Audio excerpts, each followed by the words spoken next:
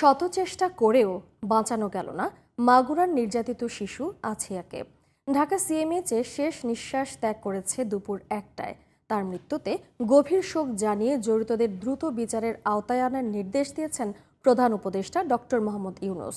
সমবেদনা জানিয়ে শোক সন্তপ্ত পরিবারটির পাশে থাকার অঙ্গীকার করেছে সেনাবাহিনী। FM বায়াজিদের রিপোর্টে বিস্তারিত।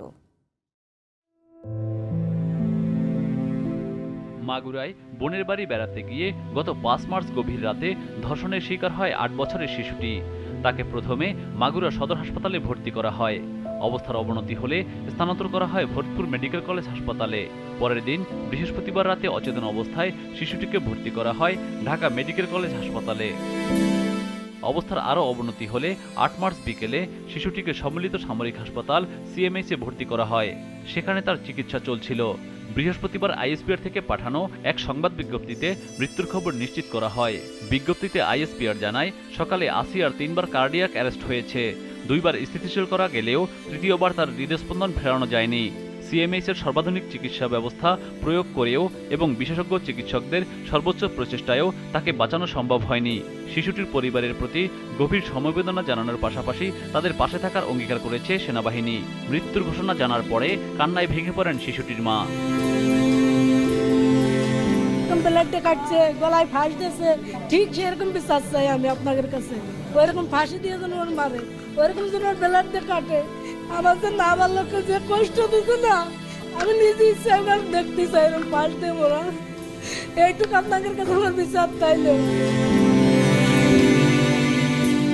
এদিকে শিশু আসিয়ার মৃত্যুর ঘটনায় গভীর শোক প্রকাশ করেছে অন্তর্বর্তী সরকারের প্রধান উপদেষ্টা ডক্টর মোহাম্মদ ইউনূস।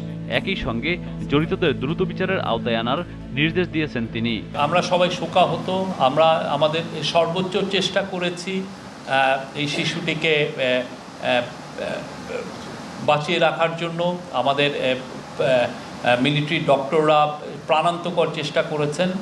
আর যারা এই ঘটনায় অভিযুক্ত তাদের সবাইকেই অলমোস্ট অ্যারেস্ট করা হয়েছে এবং আজকে চিফ অ্যাডভাইজার নিজে নির্দেশ দিয়েছেন। উনি তো আজকে শোক প্রকাশ করেছেন এই মৃত্যুতে এবং উনি কঠোরভাবে নির্দেশ দিয়েছেন যে এদেরকে যারা যারা অভিযুক্ত তাদেরকে যাতে খুব দ্রুত বিচারের আওতায় আনা হয়।